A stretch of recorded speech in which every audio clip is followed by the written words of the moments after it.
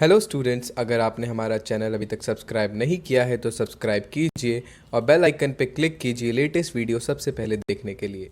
Hello students, welcome back once again to wonderful Apni Commerce classes.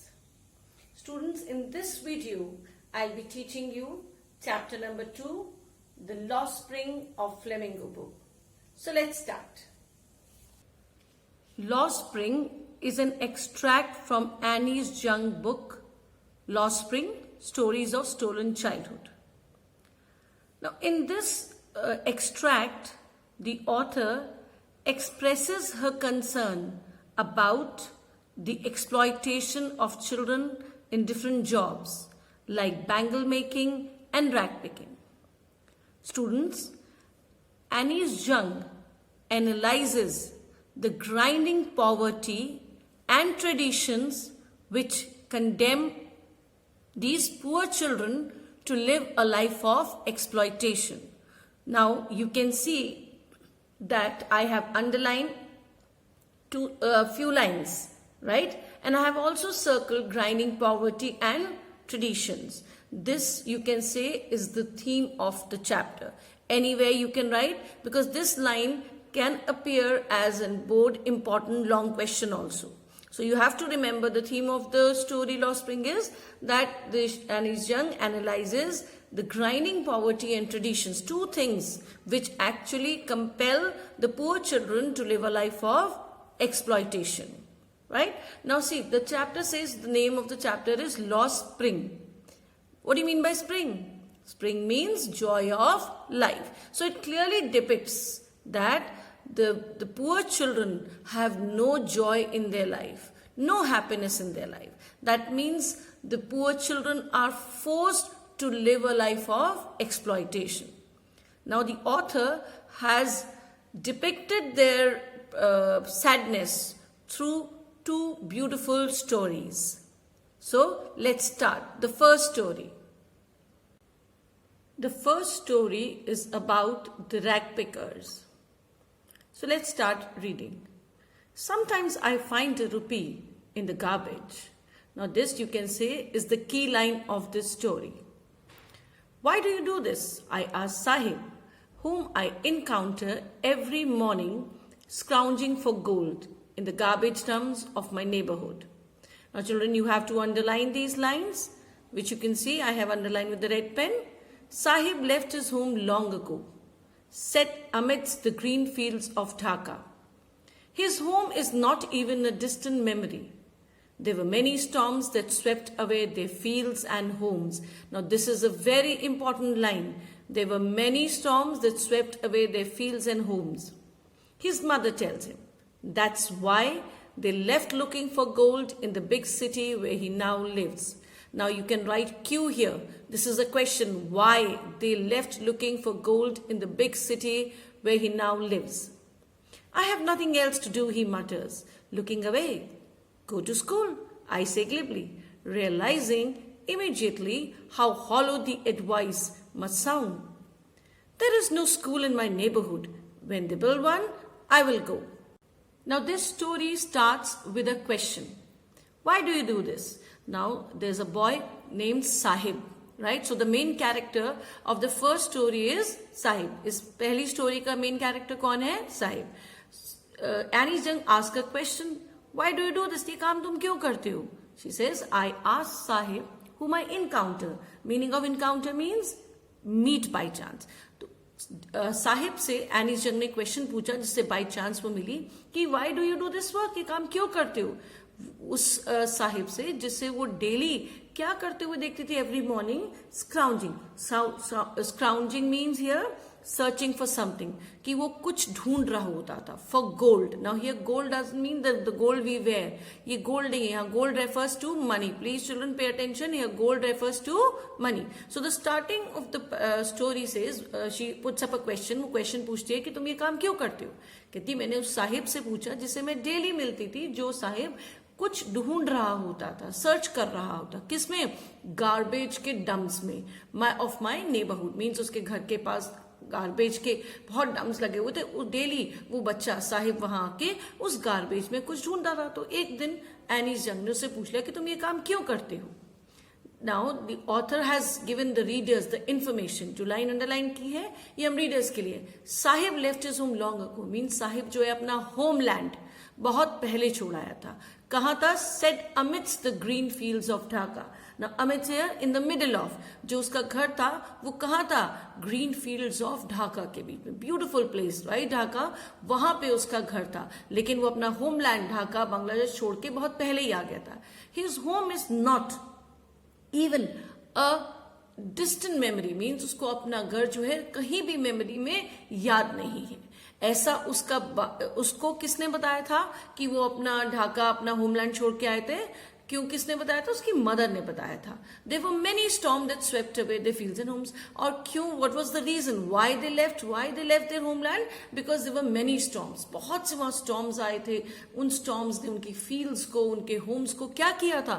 Destroy कर दिया था। So that is why they were left with no food, nothing, no place to stay, no food, so they were forced to move to the cities. तो वहां पे क्योंकि उनके पास कोई field, कोई फूड, कुछ नहीं, कोई होम्स वगैरह सब डिस्ट्रॉय हो गया था, इसलिए दे वर फोर्स्ड, वो लोग मजबूर हो गए थे सिटीज में मूव करने के लिए। And that is why they left for looking for gold in big city where he now lives. तो ये रीजन था कि क्यों वो लोग सिटीज में आए और वहां रहने लगे। वहां पे आके वो क्या कर रहे हैं? मनी अर्न करने के लिए रैक पिकिंग का काम कर रहे थे। So I hope this story, the starting is clear कि the story is about rag pickers. और एक बच्चा है साहिब जो रैक पिकिंग करता है। और कहा जो एनीस जंग है उसके नेबरहुड में ही वहां गार्बेज के डम्स हैं, डेली वो बच्चा आता था। तो एक दिन एनीस जंग ने उससे पूछ लिया कि वो ये काम क्यों करता है। तो वो कहां से आया था, क्यों आया था, this is the main important lines you have to remember. Now you know the question which was asked, why do you do this? तो जो क्वेश्चन पूछा था एनीस जंग ने, उसके रिप्लाई में he says I have nothing else. तो उसने clearly कह दिया कि मेरे पास कुछ करने के लिए नहीं है। ही मटर्स लुकिंग अवे, मटर्स हियर मींस धीरे से ग्रम्बल करके उसने बोल दिया। तो एनीस जंग ने उसको सजेशन दिया, अरे स्कूल जाओ। Say I glibly, glibly means without even showing much thought, बिना सोचे समझे ऐसे उसने कहते अरे स्कूल चले जाओ। किसको? साहिब को बोला।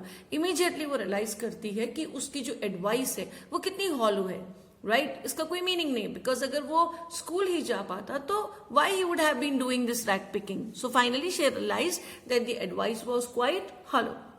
और वो भी बहुत सॉफ्टली एनीस जंग को जवाब दे देता है, रिप्लाई कि देयर इज नो स्कूल। उसने कहा मेरे नेबरहुड में कोई स्कूल नहीं है। हाँ, when they build one I will go, कि जब बना लेंगे definitely I will go there. If I start a school will you कम?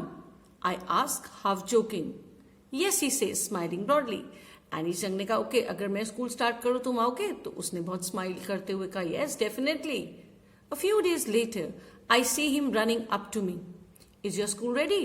अब एनीस जंग कह रही है कुछ दिन के बाद उसने उसे भागते हुए देखा, आते हुए उसके पास आया एनीस जंग के पास और आके उससे पूछता है is your school ready?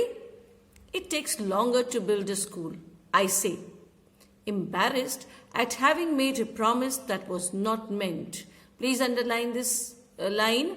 Why she was embarrassed? Who was embarrassed? Anis Jung. Now Anis Jung, she gave a reply when he asked, "Is your school ready?" So Anis Jung said, "No, it takes longer. Time लगता है school बनवाने में." But Anis Jung felt what? Embarrassed. Why embarrassed means? Why embarrassed she was feeling? Because she had made a promise that was not meant. उसने एक ऐसी promise कर दी थी जिसका कोई मतलब नहीं था. But promises like mine abound in every corner of his bleak world. Now she says that such kind of promises, mean the kind of promise she had made, such kind of promises abound in abound here means exist in great numbers in of his bleak world. Bleak means here is not encouraging, means the people generally used to make such kind of promises to these poor children. Annie's जंग का कहना है कि इस type की promises, fake promises लोग इन poor children से कर जाते हैं, but उनका कैसे वर्ल्ड में एक डिस्करेजिंग सा वर्ल्ड है लोगों का, और ये बच्चे वेट करते हैं कि कोई आके अपनी प्रॉमिस पूरा करे, बट ऐसा नहीं होता. इसीलिए शी फेल्ट एम्बैरेस्ड कि उसने भी एक स्कूल बनवाने की प्रॉमिस कर दी थी। उससे स्कूल बोला था कि मेरा स्कूल बनेगा तो तुम आ जाना, और वो बच्चा जब पूछता है कि इसका school ready, she says no, it takes longer to build a school, की टाइम लगता है। और जबकि उसका कोई प्लान नहीं था स्कूल बनवाने का, उसने तो ऐसे ही जोकिंग मैनर में साहिब से कह दिया था, बट साहिब ने उस बात को क्या ले लिया था, बहुत सीरियसली ले लिया था। After months of knowing him I ask him his name, Sahib Alam, please circle. After months of knowing him, क्योंकि इतने मंथ्स हो गए थे, डेली वो आता था गार्बेज डम्प्स में क्या सर्च करने के लिए, मनी। तो एक दिन वो उससे उसका पूरा नाम पूछती है। उसका फुल नेम क्या था, Sahib Alam, please circle it. He announces he does not know what is it means. अब साहिब को पता भी नहीं था उसके कि नेम का मीनिंग क्या है। If he knew its meaning क्या था उसके नेम का, lord of the universe. Now children, there is an important question here, एक बहुत इंपॉर्टेंट क्वेश्चन है, what is so ironical in Sahib's name. Sahib के नेम में क्या आयरॉनिकल है? देखिए, नाम उसका क्या है, साहिब आलम, जिसका मीनिंग क्या है, Lord of the universe, God, right, Lord of the universe. और वो काम क्या कर रहा है, रैग पिकिंग, यस। सो ये चीज क्या है, आयरॉनिकल है। Please remember the question, what is so ironical in his name? Now, if he knew its meaning, Lord of the universe, he would have a hard time believing it. Unaware of what his name represents, he roams the streets with his friends, an army of barefoot boys. You have to circle this, an army of barefoot boys. Again, children, these are very important lines. Unaware of what his name represents, he roams the streets with his friends, an army of barefoot boys. You can write Q here. Question. Who appear like morning birds and disappear at noon. Over the months, I have come to recognize each of them. Now, Annie's Young says that unaware, उसको नहीं पता कि उसके name का क्या meaning है, but still वो streets पे घूमता है अपने फ्रेंड्स के साथ। Roams the street with his friends, streets पे घूमता है अपने फ्रेंड्स के साथ। ऐसा लगता है कि एक आर्मी सी चली आ रही, किसकी, बेयरफुट। बेयरफुट पाए because they do not wear any chappals और shoes, nothing, they are barefoot. So each and every child in that group is what, barefoot. सब बिना क्या है, चप्पल्स एंड शूज के हैं। तो इसलिए ग्रुप में मूव करते हैं तो ऐसा लगता है कि एक आर्मी, बिकॉज सेम है सब, nobody is wearing shoes or nobody is wearing footwear, so एक ऐसा लगता है कि एक आर्मी सी चली आ रही, सिमिलैरिटी है सब में।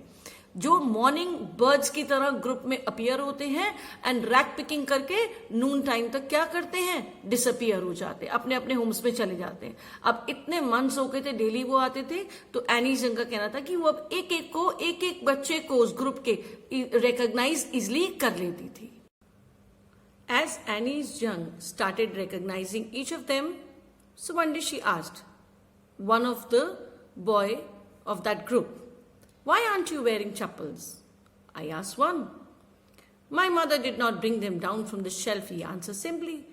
So when she asked this question to a boy, "Why are you not wearing chappals?" right? So the boy said कि my mother did not bring them, कि मेरी मदर ने शेल्फ में चप्पल संभाल के रखी हुई हैं और वो मदर देती नहीं है पहनने के लिए।